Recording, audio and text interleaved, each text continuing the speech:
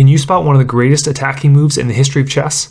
Let's find out. Hello everyone and welcome to MTX Chess. I'm so excited to show you one of the most beautiful moves in chess history from the legendary Frank Marshall. I'll give you a chance to find the move, I'll explain why the move is so amazing, and then if you stick around to the end, I have a tactic for you if you're feeling lucky. But before we start, if you haven't already, hit that like and subscribe button and help me spread the love and enthusiasm we have for this great game of chess. So, Frank Marshall was one of the greatest chess players of the first half of the 20th century. He was a legendary attacker known for his brilliance and innovation over the board. In the summer of 1912, Marshall was playing a Masters tournament in Poland. In this game, he had the black pieces against Russian Grandmaster Stefan Levitsky. In this position, on move 23, Levitsky played rook c5. The idea for white is simple. The rook controls this c-file with a tempo on the queen. Once the black queen moves off the c-file, the rook can come down to c7, piling up on this weak g7 square with the threat of checkmate. In this position, Marshall played one of the most brilliant attacking moves ever. Pause the video and try and find the immediate winning move for black.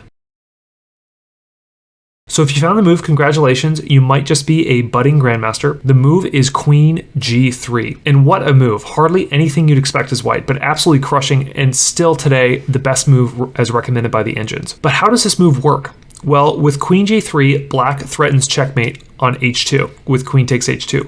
White is forced to capture the black queen, and white has three different options to do it. White can play queen takes g3, they can play h takes g3, or they can play f takes g3. If h takes g3, black has checkmate with knight e2, checking the black king and taking away his escape squares on the h file. So that's no good.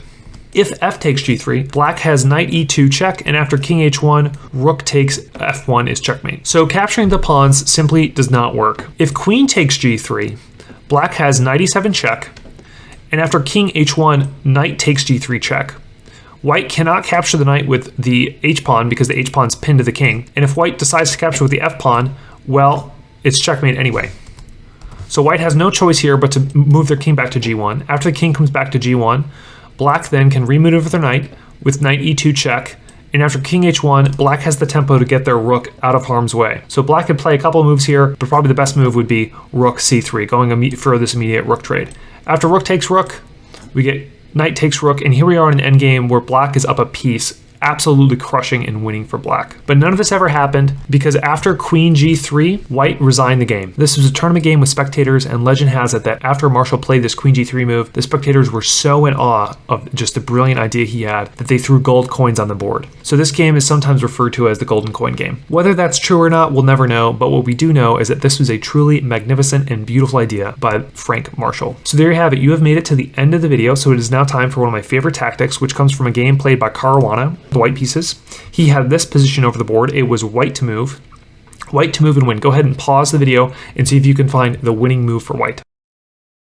So if you found the move, congratulations on being 2 for 2 in this video. The correct move is the incredibly difficult to find rook e7. Black is forced to take the rook with the queen because if they don't, there's no way to defend this c7 pawn, which is super weak.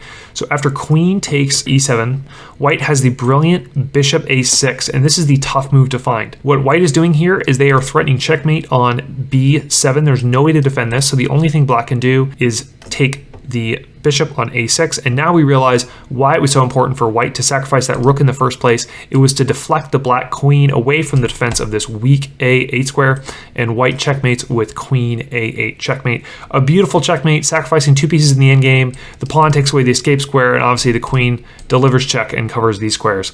Really a tremendous tactic from Caruana. This is exactly how it played out in the game.